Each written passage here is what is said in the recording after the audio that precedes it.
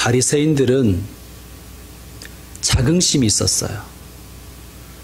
우리는 유대인 중에 유대인이다. 우리는 유대인들의 국가대표 선수다. 이런 자긍심이 있었습니다. 자신들이 국가대표이기에, 유대인의 대표이기에 하나님의 비전인 거룩한 제사장 나라가 될 수 있도록 우리가 모든 유대인들을 잘 이끌어야 된다는 그러한 사명감이 있었습니다. 그래서 그들은 율법을 열심히 지켰습니다. 그리고 율법을 더 잘 지키기 위해서 무수한 세칙과 규정을 만들었습니다. 율법에 열심히 있었습니다. 이 율법에 대한 열심이 문서화된 것이 미슈나라는 문서입니다.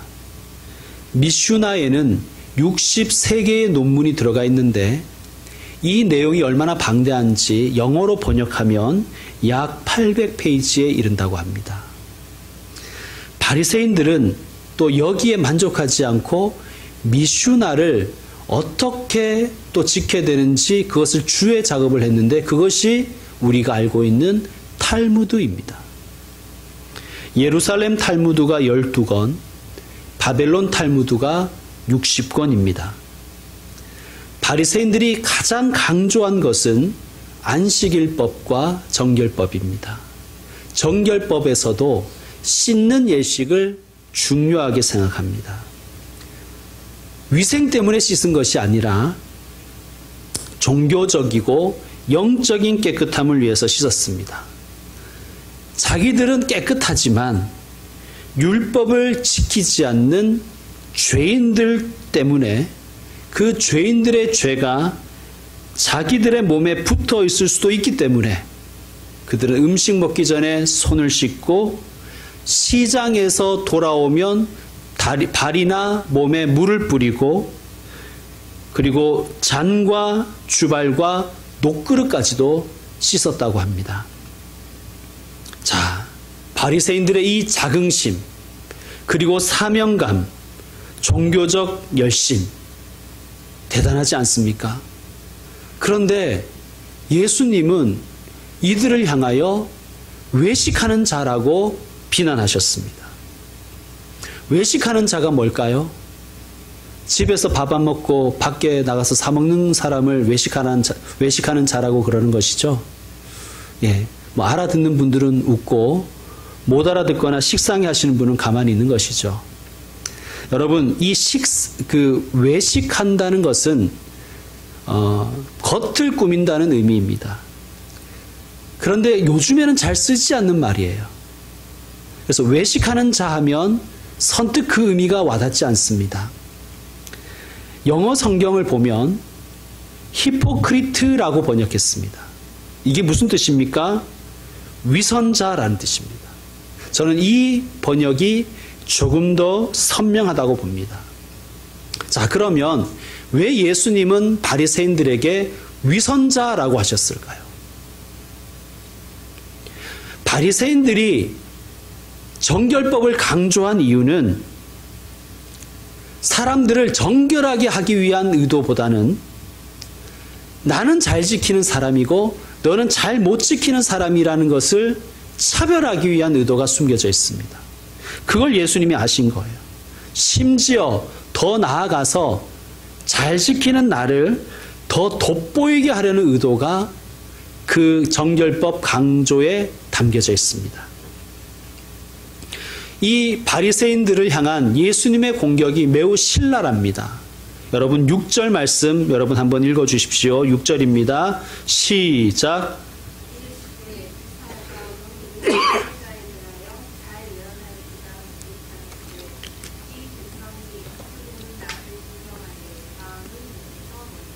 아멘. 입술, 마음 대조시키고 계시죠? 7절과 8절도 읽겠습니다. 사람의 계명으로 교훈을 삼아 가르치니 나를 헛되이 경배하는 도다 하였느니라. 너희가 하나님의 계명은 버리고 사람의 전통을 지키느니라. 아멘. 사람의 계명과 하나님의 계명, 헛된 예배. 자, 9절도 읽겠습니다.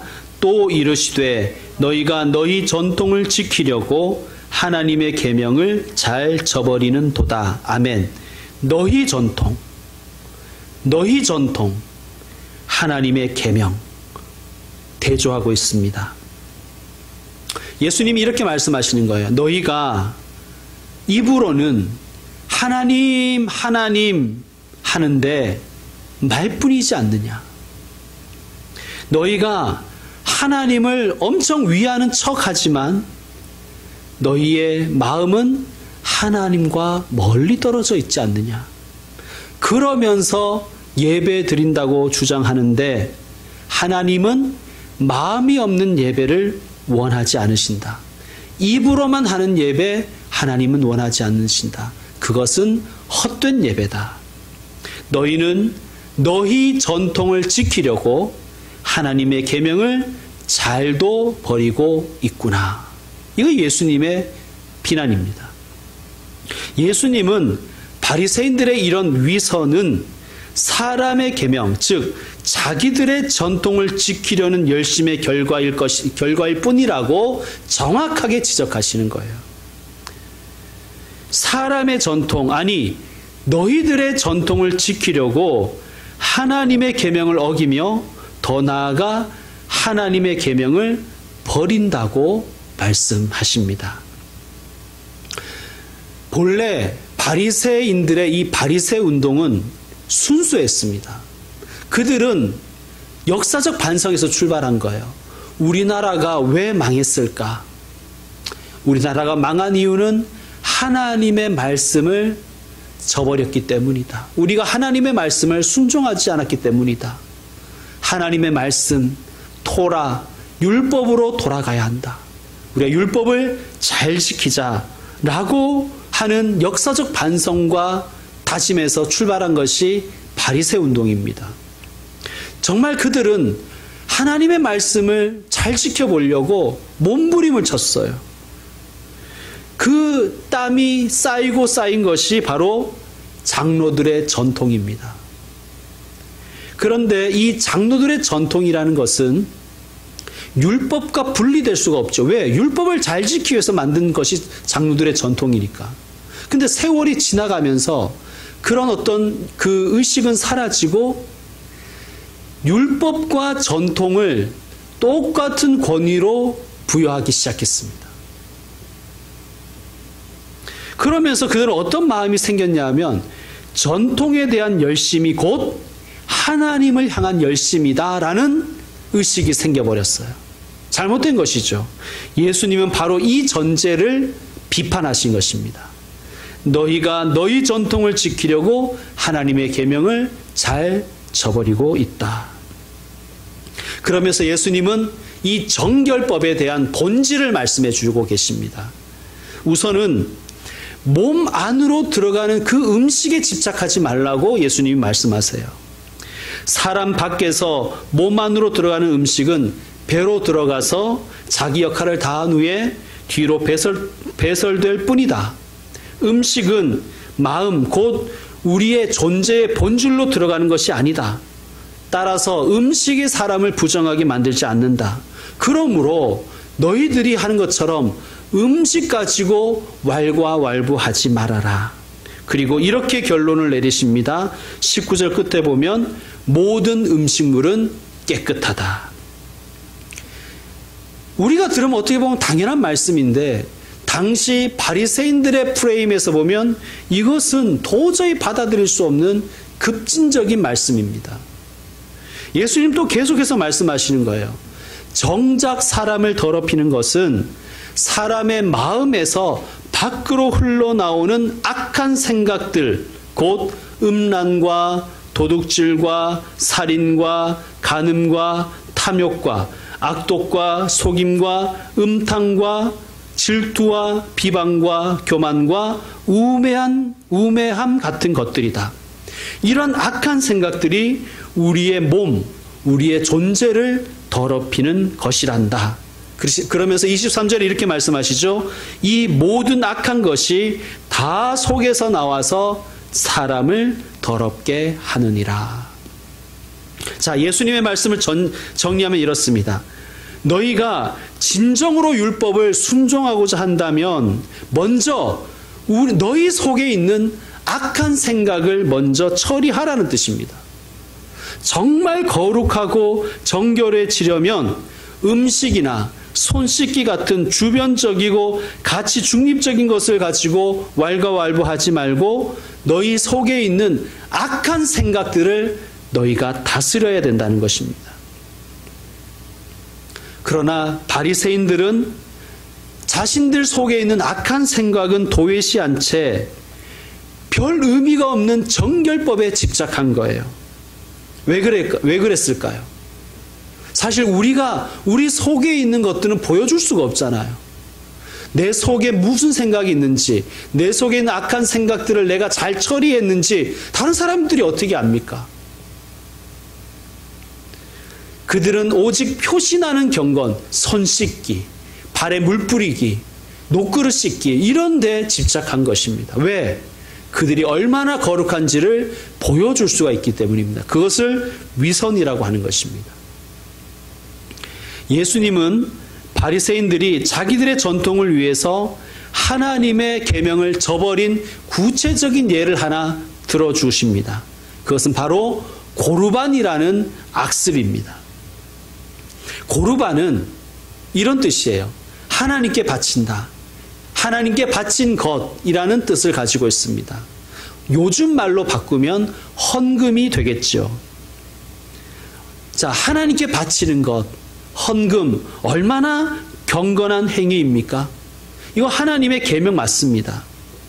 그런데 이 하나님의 계명을 가지고 부모를 공경하라는 하나님의 계명을 피해가는 수단으로 악용했다는 거예요. 하나님께 드린다는 이 아름다운 경건을 가지고 하나님의 계명인 부모 공경함을 피해가는 수단으로 도용했다고 예수님이 지적하십니다. 여러분, 하나님께 바치는 일은 정말 거룩한 경건의 행위이지요. 그리고 이 하나님께 바치는 것은 다른 그 어떤 인간적인 필요나 인간적 요구보다 우선해야 됩니다. 이 원칙을 잘 지키는 사람이 경건한 사람이죠. 따라서 경건한 사람들은 먼저 하나님께 드리고 내가 쓸 것을 씁니다. 자, 그런데 시간이 지나가면서 이게 순서가 바뀌는 거예요. 일단은 내가 필요한 것들을 다 쓰는 겁니다. 다 쓰다 보면 마지막에 조금 남는 거예요. 그때 당시의 사람들이 고민했다는 거예요. 이걸 하나님께 드려야 되나? 부모를 공양해야 되나? 예나 지금이나 자식들은 부모를 부담으로 여기죠. 자기가 아쉬울 때는 부모를 찾아가지만 그 아쉬운 상황이 잘 끝나면 자식들은 부모를 모른 척합니다. 이게 이기적인 인간의 본성입니다. 그래서 어쩌면 10계명에는 자식들을 잘 돌보라는 계명은 없는지 모르겠습니다. 오히려 10계명에는 부모를 잘 공경하라고 명령하고 있습니다. 그것도 사람들에게 향한 계명 중에 첫 번째로 말이죠. 그리고 또 이 계명을 잘 지키지 않을까 봐 부모를 공경하면 오래 살게 해준다는 그런 조건까지 붙여놓았습니다. 그만큼 이기적인 우리가 부모님을 공경하는 것이 쉽지 않다는 이야기입니다. 그래서인지 우리는 언제나 우리의 살림을 살면서 빠듯한 살림 때문에 부모에 대한 공경은 언제나 우선순위가 뒤로 밀리죠. 저도 그렇고 아마 여러분도 그럴 것입니다. 그런데 문제는 바로 여기에서 시작되는 거예요. 인간의 이기심 때문에 부모를 섬기는 일을 부담스러워하면서도 불효자라는 말은 듣기 싫은 거예요. 그래서 나온 것이 고르반이라는 전통이라는 것입니다. 내가 필요한 것, 내 자식들 필요한 것 다 해주고, 또 내가 사고 싶었던 것 다 사고, 하고 싶은 것에 돈을 다 쓰다 보면 결국은 조금밖에 안 남잖아요. 이 상황에서 고민이 되는 것입니다. 하나님께도 드려야 되고 부모님도 공양해야 되는데 어떻게 해야 될까? 결국 고르반이라고 외치는 거예요. 부모님을 공양하는 것도 중요하지만 하나님께 드리는 것이 우선이다 라고 하면서 우리는 장로들의 전통을 따른다라고 선포해버리는 것입니다. 그러면 고르반이라고 하면 부모를 공양하지 않아도 되는 거예요. 자, 이 사태의 전모를 잘 모르는 사람들은 이 사람 칭찬하겠죠. 참 하나님을 잘 섬기고 계시군요. 그러면서 심지어 자신도 착각에 빠집니다. 내 쓸 것 다 쓰고 자기 욕심 다 차리고 난 이후의 상황이라는 것은 자기도 잊어버린 채 이 상황을 초래한 자신의 욕망을 감추는 거예요. 나는 정말 부모 공양이라는 인간적인 책임보다 하나님 공양이라는, 하나님 섬김이라는 영적인 책임을 다하는 사람이다. 마치 자기가 심오한 경건의 사람인 것처럼, 독실한 신앙인인 것처럼 착각하는 것이죠. 하지만 처음부터 이 모든 상황을 다 아시는 하나님 보시기에 이것은 너무나 역겨운 위선이라는 말씀입니다. 부모 공경이라는, 부모 봉양이라는 부담은 지기 싫고, 그렇지만 불효자라는 비난은 피하고 싶고, 아니 그러면서 경건한 사람이라는 이미지는 얻고 싶은 위선입니다. 거기에 하나님까지도 끌어들이는 거예요. 이것은 하나님 보시기에 더러운 욕심이고 이기적인 욕심이며 역겨운 위선일 뿐입니다. 예수님이 바로 이러한 위선을 지적하시는 것입니다. 사랑하는 성도 여러분, 하나님을 향한 종교적인 열심, 영적인 열심은 좋은 것입니다.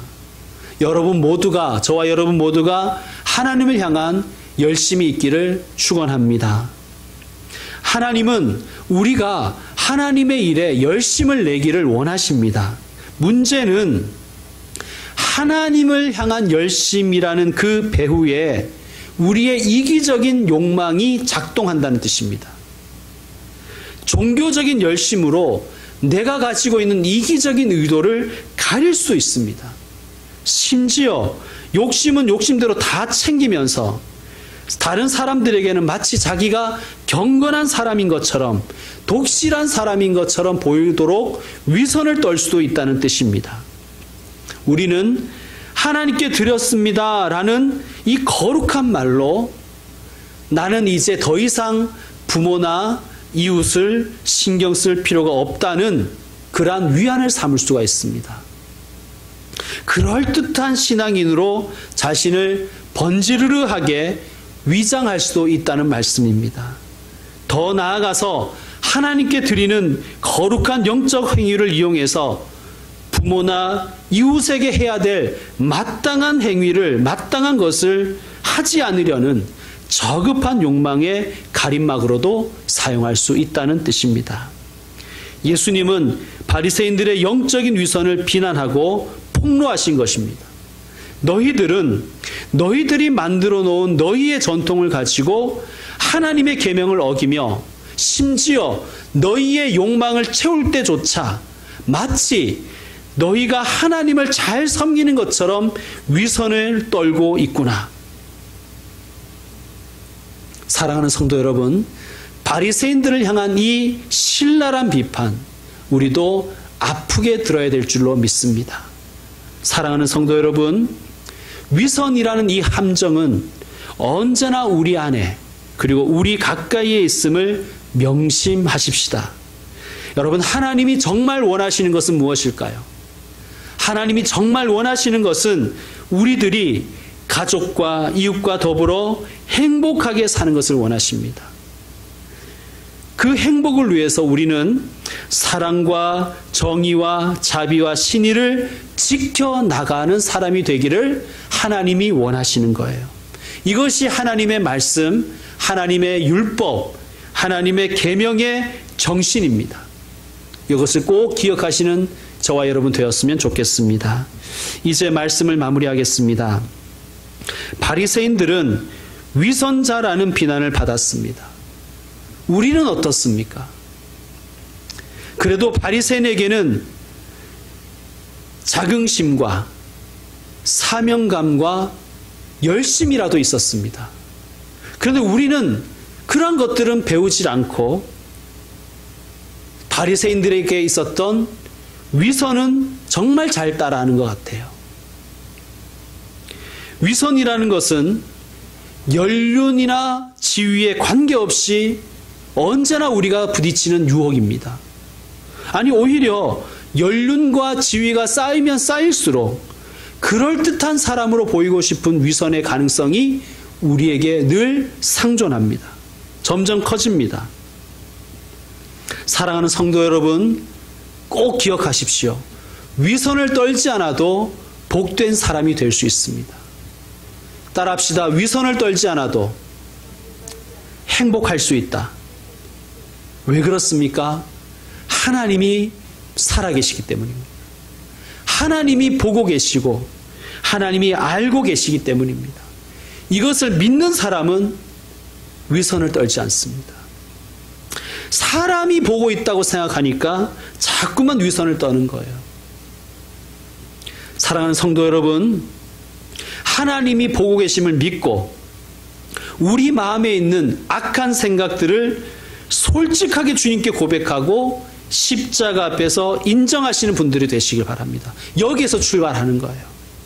내 속에 있는 악한 것들, 아까 우리가 읽었지요? 음란, 도둑질, 살인, 간음, 탐욕, 악독, 속임, 음탕, 질투, 비방, 교만, 우매함, 이것이 내 속에 있음을 하나님 앞에 고백하고 십자가 앞에서 치료받아야 될 줄로 믿습니다.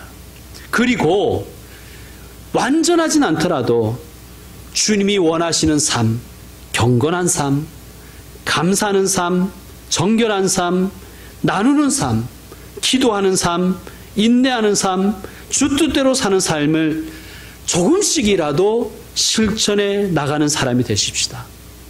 겉만 번지르르한 위선자 되지 말고 속이 알찬 신앙인 되는 것이 하나님의 뜻인 줄로 믿습니다. 여러분, 위선의 삶은요, 겉은 번드르해 보이지만 하나님 보시기에 속이 텅 빈 그러한 삶입니다.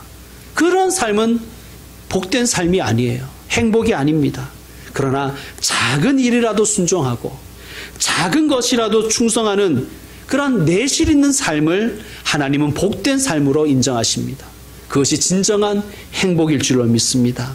성도 여러분, 위선은 모양이라도 버리고 알찬 신앙인으로 살아가시는 저와 여러분 되기를 주의 이름으로 축원드립니다. 기도하겠습니다.